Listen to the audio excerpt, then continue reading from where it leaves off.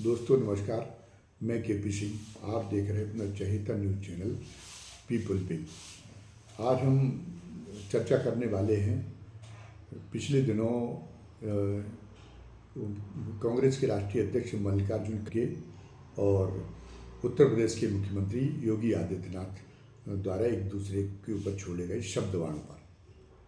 मल्लिकार्जुन खड़गे ने योगी आदित्यनाथ के पहरावे पर, उनके सन्यासी तौर तरीकों पर कटाक्ष किया। उन्होंने कहा कि भारतीय जनता पार्टी ने उत्तर प्रदेश में सरकार की बागडोर एक ऐसे नेता के हाथ में सौंप रखी है जो सन्यासी है, जो गेरुए वस्त्र धारण करता है और जो है वो जिसके सिर पर बाल नहीं है।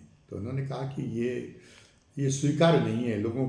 लोग इसको इस रूप को, इस बाने को धारण करने वाले व्यक्ति को मुख्यमंत्री पद पर बैठा देखकर हजम नहीं कर पाते, उसका मुख्यमंत्री होना हजम नहीं कर पाते। तो उन्होंने मशवरा दिया कि या तो जो है योगी आदित्यनाथ अगर वो रहना चाहते, मुख्यमंत्री रहना चाहते, तो जो नेता का जो प्रॉपर प्रोटोकॉल है उसके अनुरूप अपने को ढालें। वो सफ़ेद कपड़े पहने, वो सिर पर वो अपने बाल रखें और उस तरीके का उनकी परिधान, उनकी वेशभूषा, उनका ताना वाना उस तरीके का रहना चाहिए।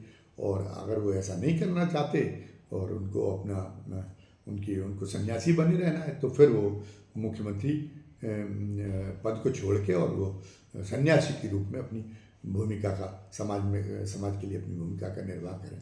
शब्द उनके दूसरे तरीके के थे, लेकिन कुल मिला के भाव इसी तरीके का था। ये कोई पहली बार नहीं है कि मल्लिकार्जुन खड़गे ने उनके सन्यासी होते हुए भी मुख्यमंत्री बन जाने को लेकर उसको आलोचना की हो प्रकारांतर से। उन पर उनके सन्यासी होकर मुख्यमंत्री बनने को लेकर पहले भी शुरू से ये उंगलियां उठाई जा रही, विरोधी शुरू से उंगलियां उठा रहे। अखिलेश यादव भी कई बार कह चुके। ऐसे ही मौके जब आते हैं तो वो जो है जवाब देने की कोशिश करते हैं योगी आदित्यनाथ, लेकिन वो असहज हो जाते हैं और जो सही जवाब है, जो माकूल जवाब है, उनसे वो उनको सूझता नहीं है। तो उनकी स्थिति पर बड़ी अटपटी हो जाती है। अब ऐसा क्यों है? ऐसा इसलिए है कि पूरी अगर आप सनातन धर्म की आध्यात्मिक परंपरा को, सामाजिक परंपरा को, सांसारिक परंपरा को अगर देखें, सनातन धर्म या जिसे अब हिंदू धर्म कहने लगे, तो उसमें कोई भी दृष्टांत ऐसा नहीं है जब कोई जो है सन्यासी राजा बना हो। राजा के सन्यासी बनने की तो दृष्टांत बहुत है। तो उसमें जो पहले चक्रवर्ती सम्राट थे भरत, उनके बारे में बताया जाता है कि जब उनकी आयु 75 वर्ष की हो गई तो उन्होंने कहा कि उनको जो है एहसास हुआ कि अब उनको वानप्रस्थ में चले जाना चाहिए। तो वानप्रस्थ में चले जाना का मतलब ये नहीं था कि घर में ही कोई एक अलग से अपना कक्ष बनवा के और उसमें जो है अपना तमाम ढोंग दपाड़ा करने लगे और अपना मृगशाला लपेट के और भगवान जी को रख के सामने और घंटी बजाने लगे और राम राम हो या दूसरे मंत्र उच्चारण लगे। ये नहीं था उनका। वानप्रस्थ से आशय सन्यासी होने से आशय ये था कि वो इतनी दूर तक किसी निर्जन क्षेत्र में जाके रहें कि जहाँ से उनके उत्तराधिकारियों को उनका कोई हालचाल ना मिल सके। उनके उत्तराधिकारी पूरी तरह से उनसे कट जाएं और वो भी उत्तराधिकारी से और पूरा जो सांसारिक कार्य व्यापार है उससे पूरी तरह से कट जाएं, ताकि वो एकदम विरक्त होकर जिससे एकाग्रता आती है, तो उस एकाग्रता के भाव से और वो जो है आध्यात्मिक साधना कर सकें। वो जो सर्वशक्तिमान जो ऊर्जा का जो पुंज है, जिसे जो है धार्मिक उसमें टर्मिनोलॉजी में जैसे ये भी कहा जाता है, जैसे ईश्वर के रूप में देखा जाता है। तो जो एक नास्तिक टाइप के लोग हैं वो भी मानते हैं कि जो एक ऊर्जा का जो एक पुंज है, निराकार जो पुंज है, उसी पुंज से सब पूरा संसार की जो जितने भी जड़ चेतन पदार्थ हैं वो सारे के सारे उससे निकले हुए हैं। और जो अगर वो एक संस्थागत धर्म है तो वो ये मानता है कि वो जो ईश्वर, वो जो शक्तिपंज है वो एक ईश्वर है, वो उसके ईश्वर नाम की एक सत्ता है, और ईश्वर नाम की सत्ता से जो है वो सत्ता ही पूरी सारी सृष्टि को जन्म दे रही है, और अंततोगत्ता वही ईश्वर में समाकर और वो जो उसकी परिणति हो जाती है उस जीव मनुष्य सहित सारी जीवों की, वो तो मतलब वो ये मानता है। तो उसमें एकाग्र होकर उसमें अपने को लीन कर लेना ये था। तो फिर आगे है वो कैसे वो जड़ भरत की कहानी बनी। लेकिन मैं ये कहना चाहता हूँ कि भरत चक्रवर्ती सम्राट होकर जब भरत सन्यासी हो गए तो भरत ने अपने को सांसारिक कार्य व्यापार से पूरी तरह से काट लिया। यही स्थिति भर्तृहरि की हुई और कई राजाओं के इस तरह से सन्यासी बनने के उदाहरण थे। क्यों सांसारिक कार्य व्यापार से वो काटता सन्यासी? क्योंकि उसको पता है कि फिर वो जो है ईमानदारी के साथ में वो अध्यात्म के प्रति ईमानदार नहीं हो सकता अगर वो सांसारिक कार्य व्यापार से भी जुड़ा हो। ये जो सृष्टि के संचालन में कई तरह के कारक काम करते हैं। एक तरह से पूरा सृष्टि का कार्य व्यापार ये है कि पहले तो शुरू में तो वो कहा जाता कि पहले सब कुछ असत था, फिर उससे सत हुआ, उसी असत माने उसी शून्य से सत का निर्माण हुआ। तो सत को एक तरह से दूसरी आध्यात्मिक भाषा से अगर इसका व्याख्या की जाए, एक तरह अगर एक सरल व्याख्या की जाए तो ये माना है कि पहले तो पूरा एक अच्छाई पूरी की पूरी से निकली, लेकिन अब पूरा एक शतरंज की तरह का ये पूरा का पूरा खेल है। वरना तो अगर सब कुछ अच्छा बना रहेगा तो सृष्टि की जो है गति रुक जाएगी, सृष्टि ही समाप्त हो जाएगी। तो वो क्या है कि शतरंज की खेल की तरह से फिर उसी सत में से बुराई पनपती है। वह मतलब एक शय पैदा हुई उसी शतरंज में से। अब अच्छाई का काम क्या है कि अच्छाई का काम है उस शय को विफल करना और फिर अपने आप को प्रभावी करना। तो जो अच्छी मनोवृत्ति के लोग हैं, जो अच्छी सोच के लोग हैं, वो उन बुराइयों का समन करने की उनकी भूमिका है। और वो लोग कौन है? उन लोगों की जो चरम अवस्था है अच्छाई की, वो उसी को एक अध्यात्म की चरम अवस्था कहते हैं। और वो सुपरलेटिव जो डिग्री है वो सन्यासी की डिग्री है। राजा होकर भी बहुत सारे लोग बहुत ही एक तरह से एक बहुत शानदार नैतिक व्यवस्था काम करने का काम करते हैं जैसे। और वो बहुत से लोग ऐसे हैं कि वो मूल रूप से तो आध्यात्मिक होते हैं, लेकिन राजा के रूप में जब वो काम करते हैं तो वो जो राजसुख है उससे निर्लिप्त रह के, जैसे उसका एक सबसे बड़ा जो एक मॉडल है वो महाराजा जनक है, जिनको विदेह कहा जाता था कि वो उनको अपने देह की सुख और दुख की कोई परवाह नहीं रहती थी। वो अपने आप को पूरी तरीके से उन्होंने केंद्रित कर रखा था। आधुनिक संदर्भों में देखें, वो अपने राजा की जो प्रजा के प्रति दायित्व थे उसमें उन्होंने अपने को पूरी तरीके से केंद्रित कर रखा था। और अपनी वो सुख भोगें, ये उन्होंने उनकी अपनी देह से कोई सुख भोगें उसकी उन्होंने पूरी जो है परवाह हटा दी थी। जैसे अगर आधुनिक समय में देखें तो उसका एक उदाहरण APJ अब्दुल कलाम है, जो हमारे राष्ट्रपति थे। वो भी मिसाइल मैन के रूप में इतने बड़े वैज्ञानिक के रूप में मशहूर हुए, लेकिन वो भी पूरी वैसे ही महाराजा जनक की तरह की निर्लिप्तता अगर हम लोग देखें एक जो है एक शुद्ध भावना से, तो उनमें वो जो है वो निर्लिप्तता उनमें दिखाई देती है। और ऐसी निर्लिप्तता कई उसके उदाहरण हो सकते हैं, लेकिन वो चूँकि इतनी वो देश की सर्वोच्च संवैधानिक कुर्सी पर पहुँचे थे तो वो जो है वो सबके लिए अनुकरणीय हो गई। वो सबको दिखने वाली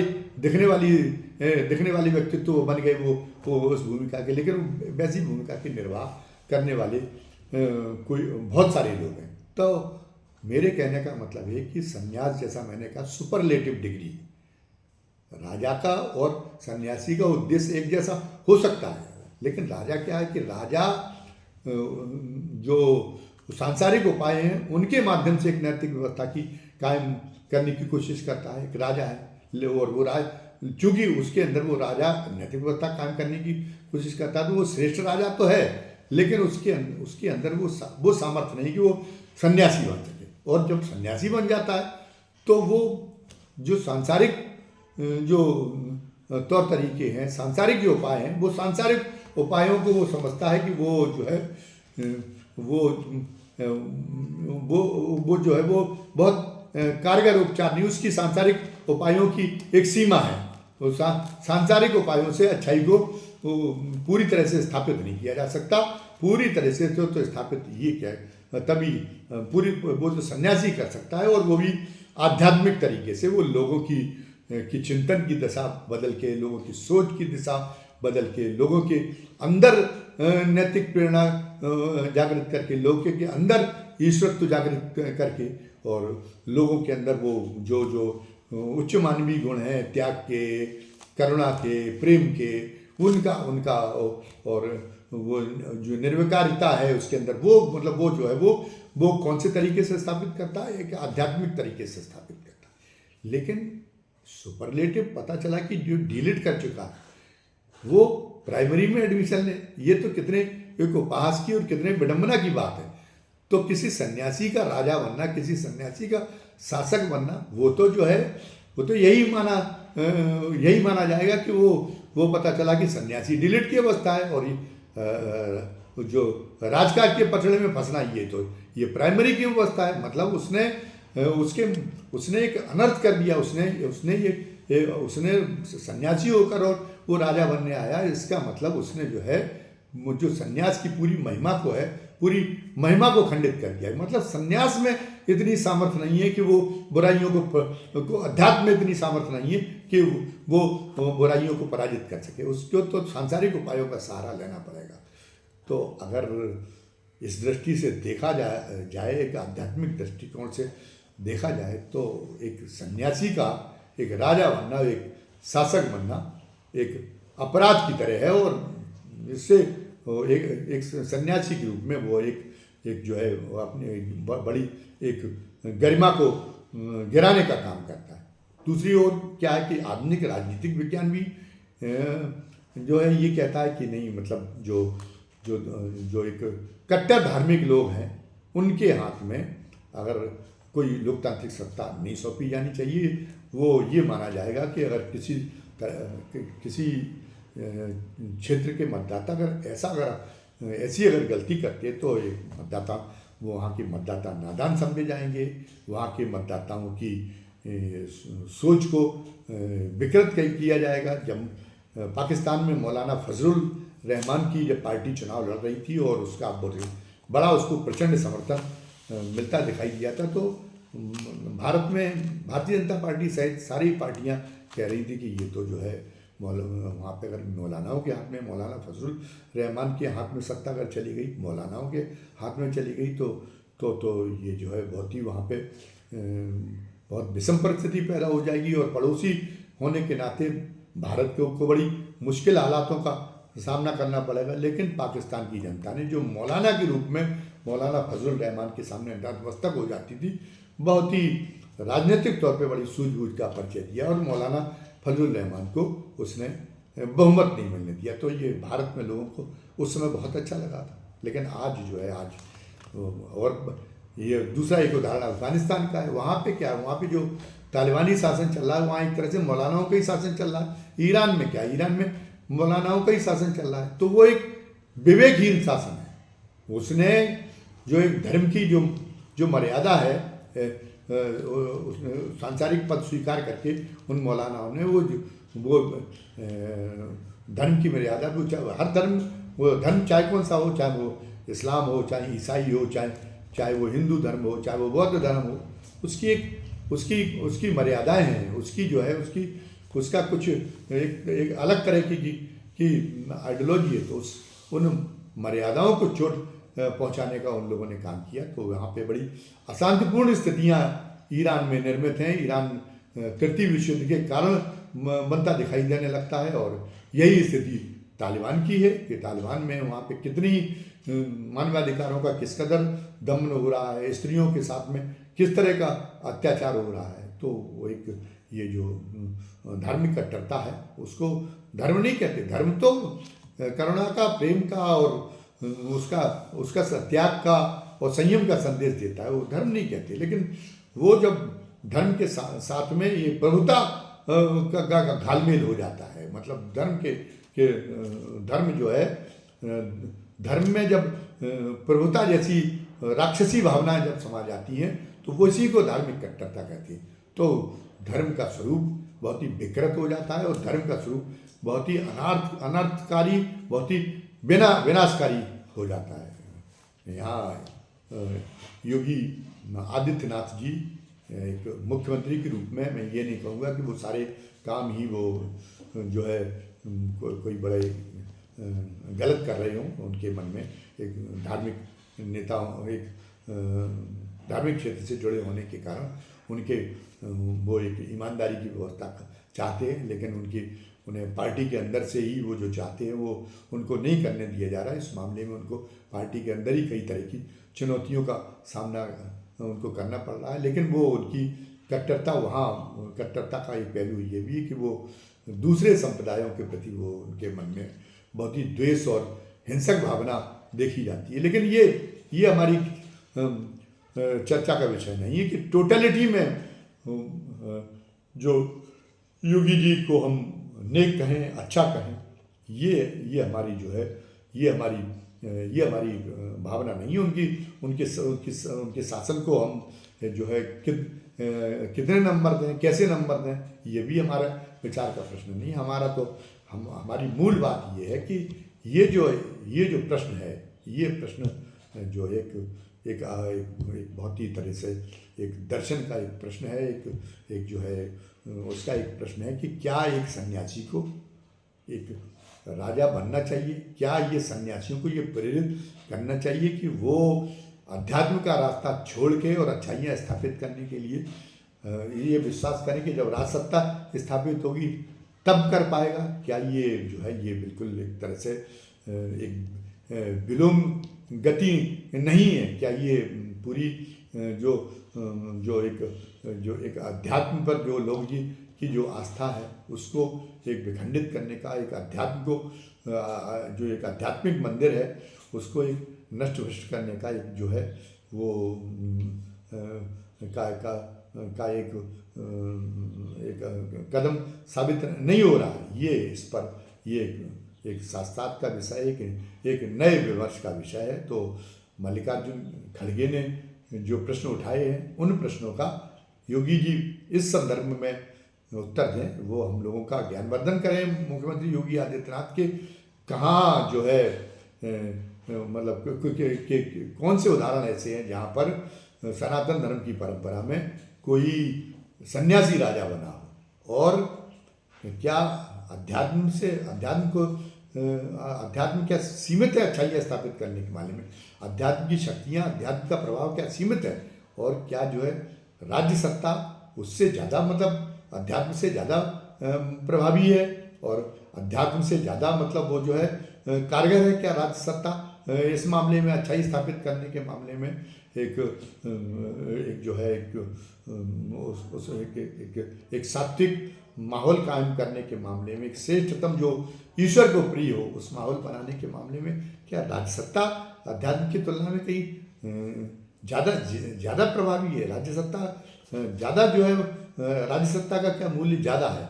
इन प्रश्नों का जवाब तो योगी आदित्यनाथ को ही देना चाहिए, क्योंकि हम लोग तो गृहस्थ हैं और हम लोग तो राजसत्ता वाले भी नहीं हैं या सन्यासी भी नहीं है, बहुत ही एक सामान्य गृहस्थ हैं। तो हम लोग तो बहुत ही निम्नतम श्रेणी में हैं। लेकिन सारे गृहस्थ इन प्रश्नों का, इन यक्ष प्रश्नों का योगी होने के नाते महंत आदित्यनाथ जी की वंदना करते हुए इन प्रश्नों का उत्तर उन्हीं के माध्यम से चाहते हैं। बस आज के वीडियो में इतना ही। वीडियो समाप्त करने के पहले हमेशा की तरह आज जो हमारे दर्शक हैं उनसे हमारा कहना है कि वो हमारे वीडियो को लाइक करें, जो ये वीडियो जिसको आपने अभी देखा है, और इसको ज़्यादा से ज़्यादा संख्या में शेयर करें। वे दर्शक जिन्होंने आज पहली बार हमारा चैनल देखा और उन्हें हमारा वीडियो जो है लगा कि उनकी जो है उनको झंकृत करने वाला, उनकी चेतना को अपना झंकृत करने वाला अगर हमारा वीडियो लगा है और उसके इसलिए वो हमारे चैनल का स्वागत के लिए तत्पर हुए हैं, तो उनसे हमारा निवेदन है कि वो हमारे चैनल को सब्सक्राइब करें और जो उसमें बेल आइकॉन है, जैसे घंटी आकृति का बटन है, उसको दबा दें, ताकि इसी तरह की जो भी नया वीडियो हम डालें उसका नोटिफिकेशन आपको तत्काल मिल जाया करे। वो खुद तो ऐसा करें ही, अपने परिजनों को, अपने संबंधियों को और अपने मित्रों को भी ऐसा अधिक से अधिक संख्या में ऐसा करने के लिए प्रेरित करें। और अंत में मेरी गुजारिश ये है कि आज के वीडियो के बारे में कमेंट बॉक्स में अपनी राय दर्ज कराने की मेहरबानी हमारे ऊपर जरूर करें। धन्यवाद। जय हिंद, जय भारत।